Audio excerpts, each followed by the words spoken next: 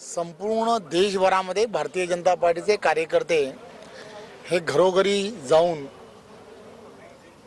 Bharatiya Janata party एनडीएचा उमेदवार विजयाच्या दृष्टिकोनातून का आवश्यक आहे, पंतप्रधान नरेंद्र मोदीजी पुन्हा एकदा पंतप्रधान होणं ही देशाची गरज आहे हे पटवून देण्यासाठी प्रत्येक भारतीय जनता पार्टीचा कार्यकर्ता हा बूथवरती जाऊन त्या ठिकाणी तिथल्या असणाऱ्या मतदारांची समजूत घालण्याचा प्रयत्न हा करणार आहे।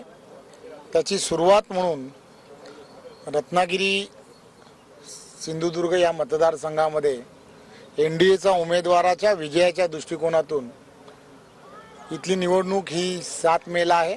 त्यामुळे महायुतीचं कार्यालय हे कुठेतरी मध्यभागी किंवा मध्य जे स्थान असेल रत्नागिरीमधलं त्या ठिकाणी इथे व सिंधुदुर्गामध्ये वेगवेगळ्या ठिकाणी असलं पाहिजे अशी कार्यकर्त्यांची 2 दिवसा अगोदर ज्यावेळेला मी रत्नागिरीमध्ये दौरा केला होता त्यावेळेला त्यांची सगळ्यांची मागणी होती आणि म्हणून एका कार्यकर्त्यांनीच पुढे येऊन असं सांगितलं की माझी स्वतःची जागा आहे, त्या जागेमध्ये आपण सावी शॉपच्या इथे हे कार्यालय आपण चालू करावं। म्हणून एक चांगला दिवस आहे स्थापना दिवसाचा। त्या दिवशी एनडीएच्या उमेदवाराचं महायुतीचं एक कार्यालय हे लवकरच तयार व्हावं। कार्यालय तयार करण्यासाठी सुद्धा 5-6 दिवस लागतील, त्यामुळे या सगळ्या गोष्टीची तयारी करणं हे अत्यंत गरजेचं आहे। त्यामुळे आज या कार्यालयाचा जे भूमिपूजन ज्याला म्हणतात त्या भूमिपूजनाचा कार्यक्रम हा आज कार्यालयातील सर्व पदाधिकारी आणि यांच्या उपस्थितीमध्ये आज आम्ही केला। श्रीकांत शिंदेची उमेदवारी या ठिकाणी जाहीर झालेली पाहायला मिळते आहे। स्वतः फडणवीसांनी नागपूरमधून ही उमेदवारी जाहीर केलेली पाहायला मिळते, काय सांगाल? कल्याणमधून श्रीकांत शिंदेला उमेदवारी मिळालेली आहे। खरं तर डॉक्टर श्रीकांत शिंदे हे एनडीएचे उमेदवार आहेत।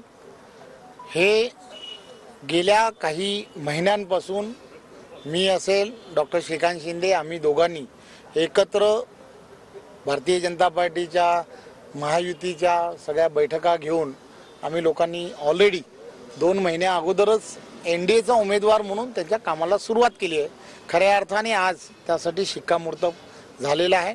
ऑलरेडी त्या मतदारसंघांमध्ये कल्याण लोकसभा मतदारसंघामध्ये डॉक्टर श्रीकांत शिंदे यांची हॅट्रिक ही होणारच आहे। महायुतीचे सर्व कार्यकर्ते त्या ठिकाणी ऑलरेडी कामाला लागलेले आहेत। त्यामुळे मला असं वाटतं की आज खऱ्या अर्थाने स्थापना दिवसाच्या निमित्ताने ती एनडीएचा उमेदवार म्हणून त्यांची घोषणा झाल्यामुळे भारतीय जनता पार्टीच्या कार्यकर्त्यांमध्ये पण विशेष असा आनंद आहे। एकीकडे कार्यालयाचं इथलं भूमिपूजन झालेलं आहे, मात्र दुसरीकडे महायुतीचा उमेदवार काही अद्याप जाहीर झालेला नाही, काय सांगाल? मी हेच सांगण्याचा प्रयत्न करतो आहे, महायुतीचा उमेदवार हा केंद्रीय सर्व आमचं असणारं पार्लमेंटरी बोर्ड असेल, महाराष्ट्रातील असणारे शिंदे साहेब असतील, फडणवीस साहेब असतील, अजितदादा ह्या सगळ्यांच्या एकत्र अशा त्यांच्या सर्वांच्या बैठकांमध्ये त्या कॅन्डिडेटबद्दल सर्वसार विचार केला जातो आणि तो विचार करून उमेदवार डिक्लेअर करण्याची प्रक्रिया ही होत असते। संपूर्ण महाराष्ट्रामधले 48 ठिकाणचे कॅन्डिडेट हे वेगवेगळ्या वेळेला हे डिक्लेअर झालेले आहेत। त्यामुळे या ठिकाणचाही कॅन्डिडेट हा फार विचार करून हा डिक्लेअर करण्यात येणार आहे आणि आम्हाला खात्री आहे की एनडीएचा जो कोणी उमेदवार असेल तो नरेंद्र मोदीच आहे आणि नरेंद्र मोदी यांच्या नेतृत्वामध्येच आम्हाला दिल्लीला त्याला पाठवायचं आहे। त्यामुळे जो उमेदवार असेल त्या उमेदवाराचं एनडीएचे सगळेच्या सगळे महायुतीचे कार्यकर्ते हे जोरात कामाला लागलेत। काम करत असताना कुठेही संभ्रम नाही, काही अडचण नाही। महायुतीचा उमेदवार पक्षश्रेष्ठींनी डिक्लेअर करायचा आहे, डिक्लेअर केल्या त्या उमेदवाराचं काम करायचं आहे। परंतु सद्यस्थितीत सुद्धा महायुतीचंच काम हे सर्वजण करतायत। नरेंद्र मोदींना पंतप्रधान करण्यासाठी सगळीजण काम करतायत, त्यामुळे तशी काही अडचण नाही। धन्यवाद।